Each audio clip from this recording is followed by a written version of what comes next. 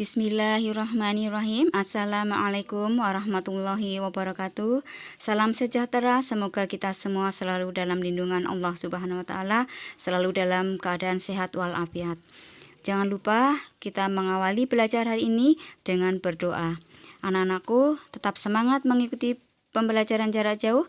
Jangan kendor, taati 3M, yaitu memakai masker, mencuci tangan dengan sabun, dan menjauhi kerumunan.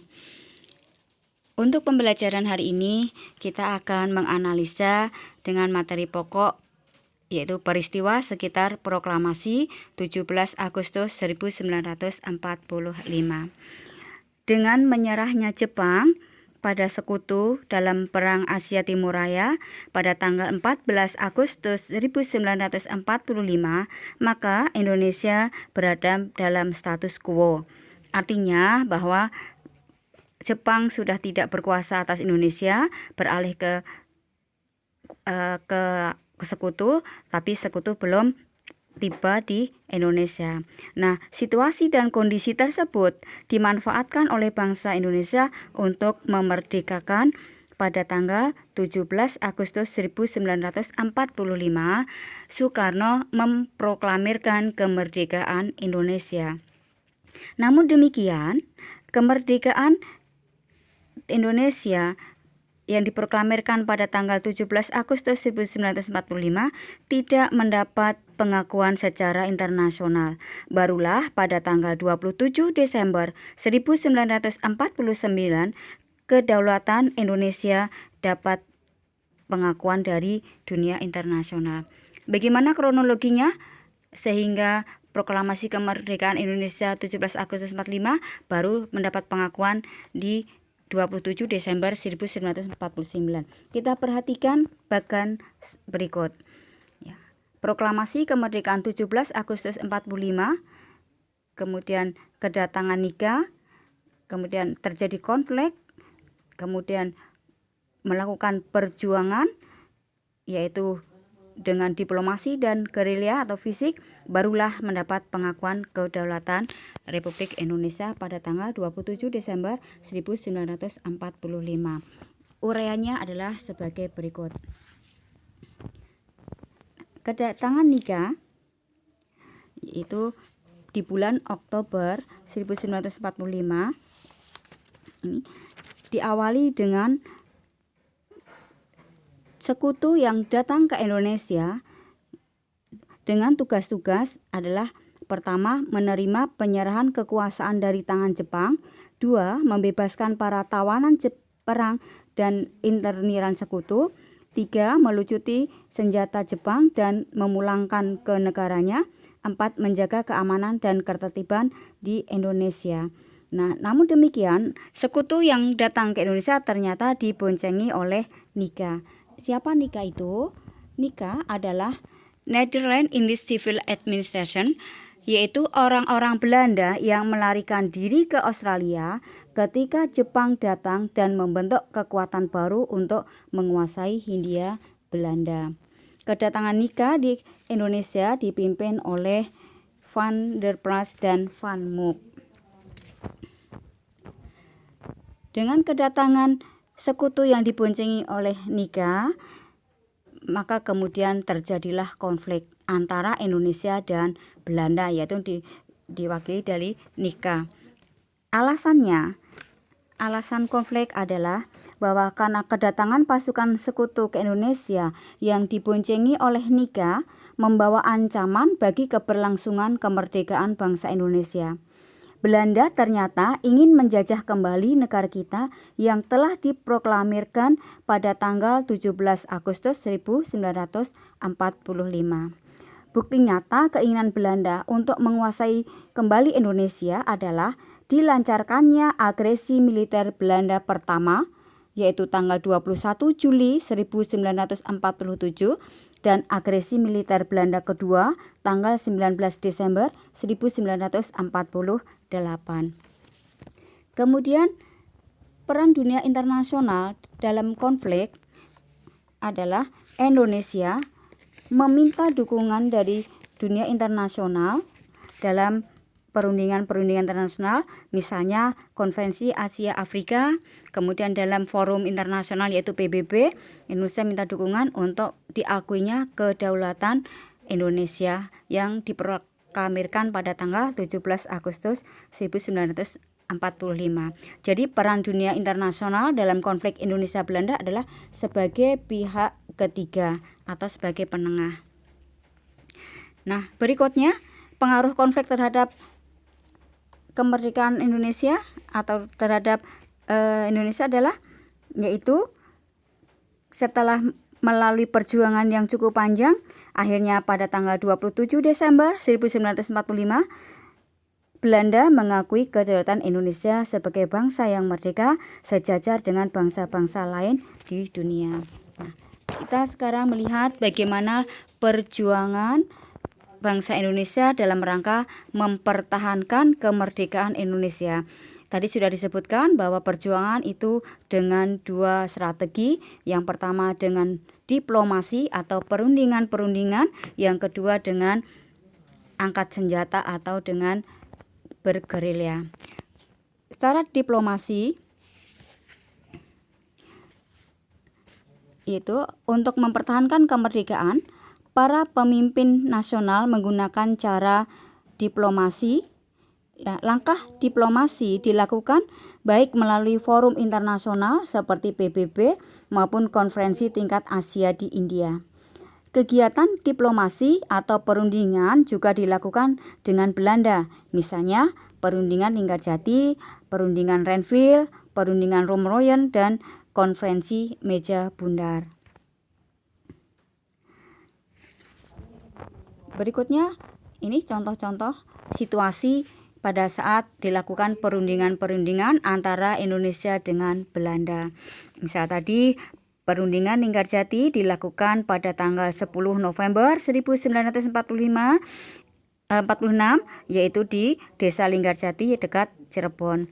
Nah, perwakilan Indonesia diwakili pada waktu itu adalah oleh Perdana Menteri Sultan Syahrir. Kemudian Belanda diwakili oleh Profesor Schharmach dan sebagai pihak ketiga yaitu dari Inggris yang bernama Lord Gillen.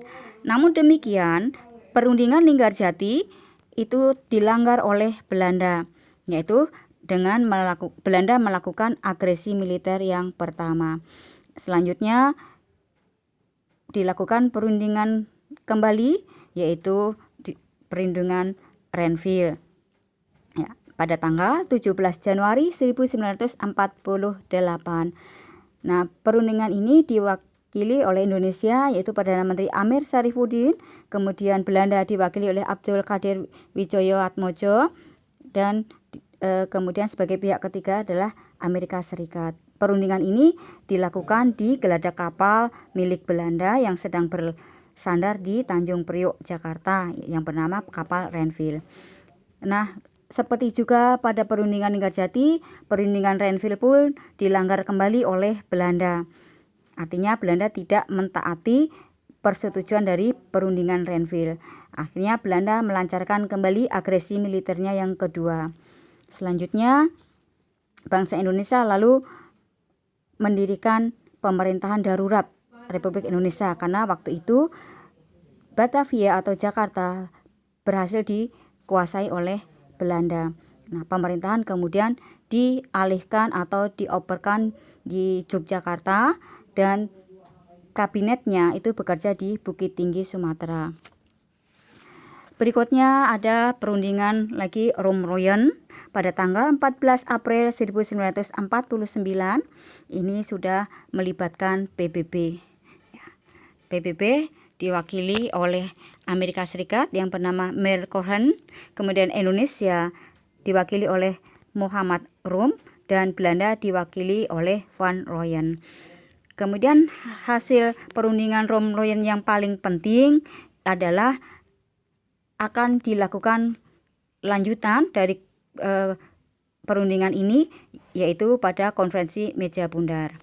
Selanjutnya pada tanggal 23 Agustus sampai dengan 2 November 1949 dilaksanakan konferensi Meja Bundar.